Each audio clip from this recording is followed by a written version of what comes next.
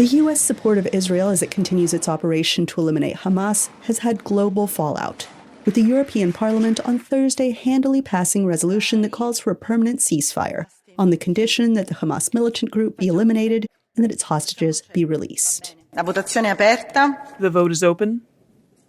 La votazione è chiusa. The vote is closed. Ed è approvata. It is approved. President Joe Biden, who has resisted calls for a ceasefire, said Thursday, "We've got a long way to go in the conflict." And while Israel's president acknowledged that the operation has harshly affected the 2 million residents of Gaza, he says Israel has no choice but to continue. I'm not shying away from the human tragedy in Gaza. And you want to know something? We care. We care.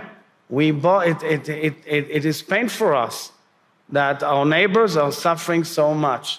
But how else can we defend ourselves if our enemies decided to entrench themselves in an infrastructure of terror of unbelievable size?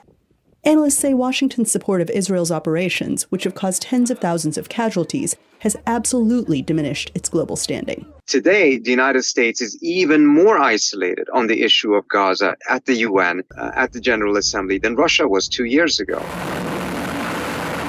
This has stymied U.S. efforts in other areas, such as its attempt to rally longtime allies to act against Houthi rebels attacking commercial vessels on the Red Sea. Then the only major country that remained in the coalition was the United Kingdom.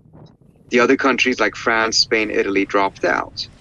And this again shows how much weakened America's convening power has become because of profound policy disagreements that now exist between the United States and some of its closest allies. And it has emboldened those who have long complained about U.S. hegemony, such as South Africa, which earlier this month sued Israel for genocide in the International Court of Justice.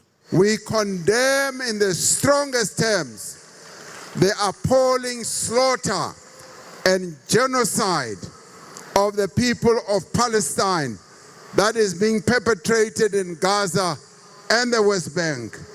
In coming days, South Africa will be among 120 delegations meeting in Uganda for a summit of the non-aligned movement, which are nations not formally aligned with or against any major power bloc.